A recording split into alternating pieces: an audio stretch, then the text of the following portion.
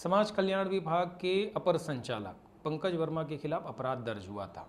अपराध उनके दस्तावेजों को लेकर था कि उन्होंने फर्जी तरीके से मार्कशीट बना लिया और उसको आधार पर उन्होंने समाज कल्याण विभाग में नौकरी हासिल किया। इस प्रकरण को कोर्ट में चुनौती दी और चुनौती देने के बाद उनके खिलाफ अपराध दर्ज कराया। वो है हमारे साथ रवि पेदुरवार। उन्होंने काफ़ी लंबी लड़ाई लड़ी, दस्तावेजों का संकलन करना, उनको कोर्ट तक पहुंचाना और एक बाहुबली, धनाढ्य और लंबे समय से कार्यरत करने वाले अपर संचालक के खिलाफ लड़ना आसान नहीं था। उनसे हम बात करेंगे।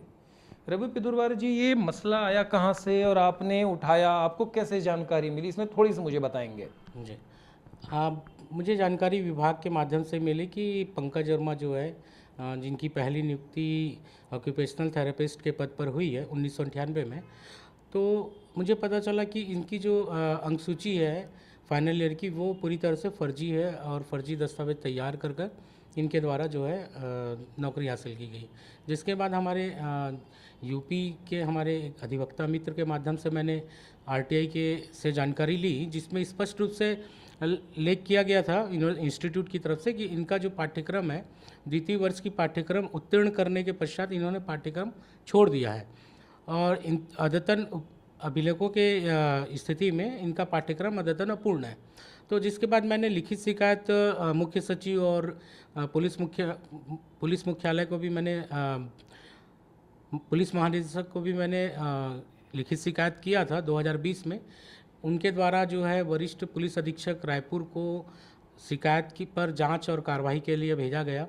जिसके बाद थाना पुरानी बस्ती में लगातार तीन पत्र इंस्टीट्यूट को भेजा गया दस्तावेजों की सत्यता प्रमाणित करने हेतु, लेकिन इंस्टीट्यूट से किसी भी प्रकार का कोई भी जवाब जो है थाना रायपुर को जो है नहीं मिला। जिसके बाद थाना प्रभारी द्वारा जो है वरिष्ठ पुलिस अधीक्षक को लेख कर दिया गया प्रतिवेदन के आधार पर कि विभागीय जांच कराना उचित प्रतीत होता है। जिसके बाद मेरे अधिवक्ता के माध्यम भरतलाल सोनी जी के माध्यम से मैंने जिला न्यायालय में CRPC 156(3) के तहत परिवाद प्रस्तुत किया। जिसके बाद माननीय न्यायालय द्वारा पंकज वर्मा के विरुद्ध जो है धारा 420, 468, 471 के तहत अपराध पंजीबद्ध करने हेतु निर्देशित किया गया। अपराध पंजीबद्ध नहीं हुआ। इस बीच जो है अनावेदक पंकज वर्मा के द्वारा जो माननीय उच्च न्यायालय में आदेश को खारिज करने के लिए याचिका प्रस्तुत की गई, लेकिन उच्च न्यायालय ने भी उस याचिका को खारिज कर दिया गया। पुलिस अधीक्षक रायपुर को हल्फनामा जारी कर नोटिस जारी किया गया कि अब FIR क्यों नहीं किया गया, इस पर क्या कार्रवाई हुई है। आनन फानन में थाना पुरानी बस्ती द्वारा जो है अपराध पंजीबद्ध किया गया और उसके बाद जो है अभी 14 जून को जो है माननीय न्यायालय जिला सत्र न्यायालय में खात्मा खारिज के लिए पूरे प्रकरण को प्रस्तुत किया गया है। देखिए, ये तो आपने पूरे घटनाक्रम का विवरण बताया। मैं ये शुरुआत से इस विषय पर जानना चाहूँ कि शुरुआत कैसे हुई, कौन है ये पंकज वर्मा, समाज कल्याण विभाग में कैसे पहुंचा, वास्तविक में इसको पहुंचने की वहाँ पे आवश्यकता थी, पहुंचने के लिए क्या योग्यताएं थी। थोड़ा सा मैं आपको पीछे ले जाऊँगा, अगर मुझे बता पाएँ तो वो ज़्यादा अच्छा होगा। जी देखिए, MP गवर्नमेंट में मध्य प्रदेश विभाजन के पूर्व भोपाल में पंचायत एवं समाज कल्याण विभाग संचालनालय के माध्यम से इनकी प्रथम नियुक्ति हुई थी भोपाल में 1998 में और इनका विधिवत जो है विज्ञापन जारी किया गया था। ऑक्यूपेशनल थेरेपिस्ट का पोस्ट था और उसमें इन्होंने कहाँ से वो दस्तावेज तैयार किए हैं, कैसे किए, वो तो सब आपके सामने ही है। तो उस समय इनके द्वारा उस पद में भर्ती मतलब आवेदन प्रस्तुत किया गया। आवेदन के माध्यम से इनका साक्षात्कार हुआ, भर्ती हुआ। अब ये धीरे धीरे मामला चलते गया है। ये विगत 2016 से मामला चल रहा है इनके नियुक्ति का, फर्जी नियुक्ति अंकसूची का। तो माननीय उच्च न्यायालय में भी प्रकरण शुरू में भी प्रस्तुत किया गया था, लेकिन मैं 1 मिनट रोक रहा हूँ आपको। ये इन्होंने मार्कशीट जो लिया है, कहाँ से लिया, वो इंस्टीट्यूट कहाँ का है, सरकारी है, गैर सरकारी है? ये ऑटोनोमस अभी हुआ है। पहले जो है 1984, 85, 86, 87 उस समय ऑटोनोमस बॉडी नहीं हुआ करता था। ये यूपी प्रयागराज जो है Uttar Pradesh institute of engineering and rural technology Prayagraj Allahabad में वहाँ से इनकी मार्कशीट जारी हुई है। इन्होंने वहाँ से प्रयागराज से अपनी मार्कशीट वहाँ से लिया, तो इन्होंने अपनी पढ़ाई पूरी की नहीं की, क्या है ये 3.5 वर्षीय ऑक्यूपेशनली थेरेपिस्ट का डिप्लोमा होता है, 3.5 वर्ष का, जिसमें 3 वर्ष तो पाठ्यक्रम आपको रेगुलर करने रहते हैं और 6 मंथ का आपको टेक्निकली जो है मेडिकल कॉलेज से आपको इंटर्नशिप करना पड़ता है। तो उनका इंटर्नशिप 6 महीने का इंटर्नशिप हुआ है और 3.5 साल का जो पढ़ाई करना है उनको इंस्टीट्यूट से, उनके द्वारा मार्कशीट जो प्रस्तुत किया गया है वो उसमें स्पष्ट रूप से दिख रहा है कि इन्होंने 3 साल की पढ़ाई की है। तो 3 साल की पढ़ाई की तो निर्धारित योग्यता को ये पूरी करते हैं कि नहीं करते हैं, जो उस समय भर्ती के लिए मांगी गई थी? हाँ, उस समय तो भर्ती के लिए जो मांगी गई थी योग्यता वो तो भर्ती उसी के आधार पे तो भर्ती हुआ है, लेकिन जो तृतीय वर्ष का जो उनका जो मार्कशीट है 1987 का अंतिम वर्ष का, वो फर्जी रूप से तैयार किया गया है। उस पर जो इंस्टीट्यूट के द्वारा जो हमको लिख के दिया गया था वो आधार बना है। तो आपने इसकी कभी शिकायत शासन में भी की होगी, संबंधित विभाग में, जब ये समाज कल्याण विभाग में जब हैं पोस्टेड, आपने समाज कल्याण विभाग को भी लिखा होगा, तो विभागीय अफसरों ने कभी कोई कार्रवाई नहीं की क्या? नहीं, विभागीय कार्रवाई में ये लिख के दिया गया कि इनका प्रकरण जो है पूर्व में भी सचिव स्तर से इसकी जांच हुई थी, लेकिन इन्होंने जांच को ठंडे बस्ते में डाल दिया। मतलब ये कहना चाह रहे हैं कि सरकार में जो विभाग में अफसर बैठे हुए हैं, सरकारी अफसर, तो उन्होंने इनको सपोर्ट किया, इनको बचाने का प्रयास किया। जी जी जी, ठीक, ये सही बात है कि जो विभाग में सचिव स्तर के जो अधिकारी हैं इनको पूरी तरह संरक्षण दिए हैं। इसमें जो कार्रवाई होनी चाहिए थी, जिस प्रकार से कार्रवाई होनी चाहिए थी, जांच होनी चाहिए थी, वो नहीं हुई है। पंकज वर्मा को लेकर ये कहा जाता है कि वो उनका व्यवहार भी ठीक नहीं है। बहुत सारे वहाँ काम करने वाले कर्मियों ने, खास करके महिलाओं ने, उन पर पहले भी गंभीर आरोप लगाया था, उनको बदलाव को हटाने की मांग हो रही थी। वो क्या मामला था? उसके बारे में तो उतना ज़्यादा मैं जानता नहीं, लेकिन चूंकि जो जानकारी मुझे वहाँ से मिली है इतना है कि वो महिलाओं से जो अभद्रता करते हैं, नहीं करते हैं, उसके बारे में मैं किसी प्रकार का कोई नहीं करना चाहूँगा, क्योंकि मुझे उसके बारे में जानकारी नहीं है। एक दूसरा विषय था कि जब मैं आपको, फिर हम विषयांतरित हो रहे थे, मैं उस विषय में ले जाऊं कि जब ये फर्जी डिग्री लेकर आया, जैसा कि कोर्ट में भी कहा गया था, आपने उस विषय को उठाया, जब आपने पुलिस में दिया, शासन में दिया, तो शासन ने विभागीय जांच के लिए लिख दिया। पुलिस में जब गए तो पुलिस का रवैया कैसा रहा उसमें तो पूरी तरह शुरू से ही पुलिस का संरक्षण उनको दिया गया है, क्योंकि 2020 से मैंने शिकायत किया है, नवंबर 2020 से। उसके बाद लगातार सिर्फ कार्रवाई के नाम पे खानापूर्ति हुआ है। 3 बार 2023 में 3 बार पत्र जारी किया गया इंस्टीट्यूट को। 3 साल तक जो पूरा मामला ठंडे बस्ते में था। तो पुलिस के अफसरों ने भी उनको सहयोग किया। सहयोग करने का ऐसा क्या कारण हो सकता है? आप सहयोग करने का कारण अब जान सकते हैं कि पुलिस भाई रसूखदार हैं, उच्च अधिकारी हैं, प्रथम श्रेणी अधिकारी हैं और भ्रष्टाचार से लिप्त है। उनके ऊपर कई सारे आरोप भी लगे हैं भ्रष्टाचार का। उनके ऊपर तो आर्थिक अपराध का भी, उनके आय से अधिक संपत्ति का मामला भी, उनके यहाँ छापेमार कार्रवाई भी हुई थी।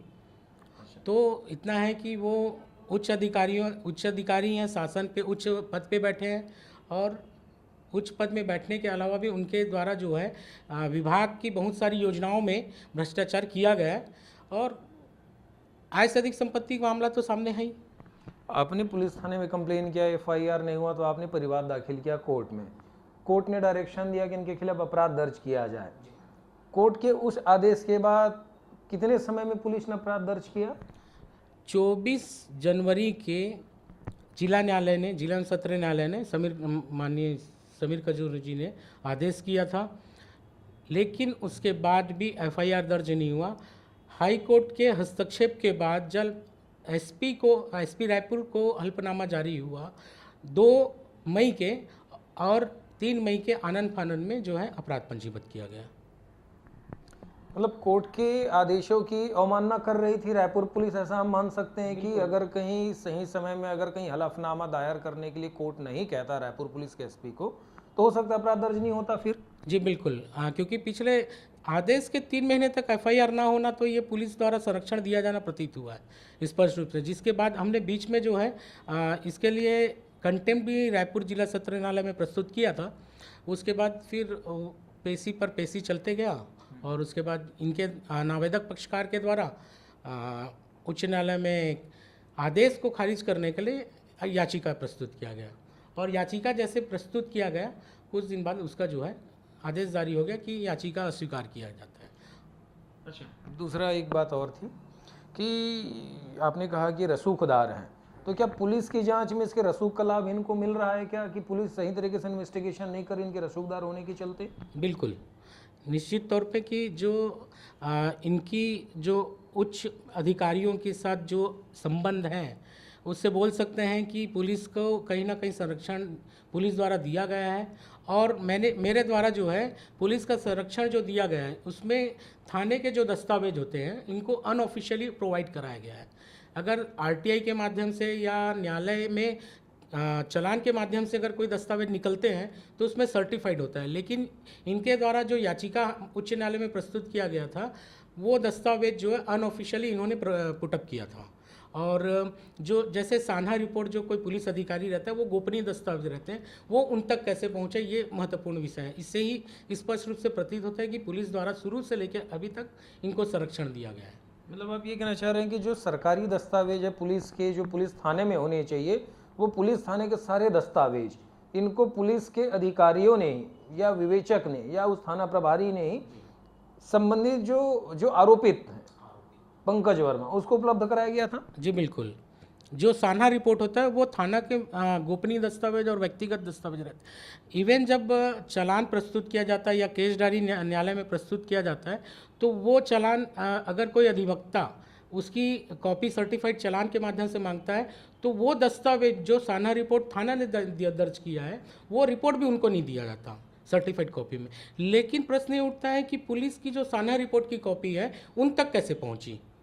ना ही वो दस्तावेज पे सूचना के अधिकार के तहत आवेदन लगा, ना उसमें सर्टिफाइड कॉपी उनको दिया गया, ना ही वो न्यायालय के माध्यम से दिया गया। सान्हा रिपोर्ट उनको मिल गई, वर्तमान में पुलिस उसमें विवेचना कर रही। विवेचना में क्या जानकारी? आपने कहा कि खारिज कर दिया है, खात्मा कर दिया है, तो खात्मा किस आधार पे किया जा सकता है? आपको कभी कोई सूचना दी गई पुलिस की तरफ से? नहीं, इसके द्वारा तो अभी जब खात्मा खारिज रिपोर्ट प्रस्तुत किया गया है तो अधिवक्ता को पता चला, उसके माध्यम से जानकारी मिली है, लेकिन जब तक मेरे पास नोटिस नहीं आता और आधार नहीं पता चलता कि किस आधार पे इन्होंने खात्मा खारिज के लिए प्रोटेक्ट किया है, उसके लिए मैं नहीं बोल पाऊँगा। ओवरऑल अगर हम समझें कि पंकज वर्मा एक रसूखदार हैं, प्रभावशाली अधिकारी हैं, इसलिए उनको सत्ता, सरकार, पुलिस और प्रशासन उनको पूरे तरीके से सहयोग कर रही है। जी बिल्कुल, ये सही है कि रसूखदार होने की वजह से जो है पुलिस प्रशासन, शासन, हर कोई जो है उनको बचाने में लगा हुआ है। पंकज वर्मा वही अफसर हैं जिनकी पदोन्नति को लेकर भी कुछ शिकायतें आई थी। 1000 करोड़ का जो घोटाला हुआ था समाज कल्याण विभाग में, उसमें भी आरोपी हैं। जी, ये जो 1000 करोड़ का घोटाला है इसमें तत्कालीन जो सरकार थी उस समय तो सीबीआई बेन था, लेकिन भोपाल एमपी में सीबीआई ने एफआईआर दर्ज किया था 1000 करोड़ मामले में। भोपाल में सीबीआई एफआईआर दर्ज कर चुकी है, लेकिन कुछ जो आईएएस इसमें थे, 7 आईएएस इन्वॉल्व थे इनके साथ में, उन्होंने सुप्रीम कोर्ट में लगाया कि हमको सुनने का मौका नहीं दिया गया। तो सुप्रीम कोर्ट का ये कहना था कि भाई अगर आपको सुनने का मौका नहीं दिया गया तो हम आपकी बात नहीं सुनेंगे, आप हाई कोर्ट में जाइए जहाँ से ये आदेश हुआ है एफआईआर के लिए। और उच्च न्यायालय के आदेश के बाद ही सीबीआई एफआईआर दर्ज करी है। तो अभी मामला लगभग जो है फाइनल होने वाला है उसमें। ओवरऑल ये रवि पेदुरवार हैं, इन्होंने इस पूरे मसले को उठाया। इनकी बातों से आप अंदाज़ा लगा सकते हैं कि पंकज वर्मा कितने प्रभावशाली व्यक्ति हैं। उनके प्रभाव का इस्तेमाल करके पंकज वर्मा ने अपने खिलाफ होने वाली सारी जांचों को उन्होंने रुकवा दिया। अपने खिलाफ पहले उन्होंने कोर्ट के आदेश के बाद 3 महीने तक उनके रसूख का ही प्रभाव था कि 3 महीने तक पुलिस ने अपराध दर्ज नहीं किया। बाद में पुलिस ने अपराध दर्ज किया हाई कोर्ट के दबाव के बाद, हाई कोर्ट के फटकार के बाद, और 1 महीने की जांच के बाद पुलिस ने बिना किसी जांच के, जैसे कार्रवाई को उम्मीद की जाती है सामान्य आरोपितों के साथ जैसे कि एक पुलिस कार्रवाई करती है, गंभीर धाराओं में अपराध दर्ज किया गया था। 420, 467, 468, 71 सारे गैर जमानती धाराएं, पर पुलिस ने सही कार्यवाही नहीं की, ऐसा शिकायतकर्ता का कहना है। पुलिस ने वो सारे दस्तावेज भी उनको उपलब्ध कराए जो आमतौर पर एक वकील को भी नहीं मिलते। कुल मिला के पुलिस ने उनको संरक्षण दिया, पुलिस ने उनको सहयोग किया, और जिसके चलते अभी तक उन पर किसी प्रकार की कोई कार्यवाही नहीं, और 1 महीने की शॉर्ट जांच में पुलिस ने केस को खत्म करने के लिए माननीय कोर्ट में लगा दिया है, जिसके बाद समझा जा सकता है कि पंकज वर्मा कितने प्रभावशाली हैं। रायपुर पुलिस एक भ्रष्टाचारी, रसूखदार, गड़बड़ घोटालेबाज, जिसपे करोड़ों के भ्रष्टाचार के आरोप हैं, ऐसे पंकज वर्मा को संरक्षण दे रही है। कैमरा पर्सन सुरेश के साथ राहुल गोस्वामी, स्वदेश न्यूज, रायपुर।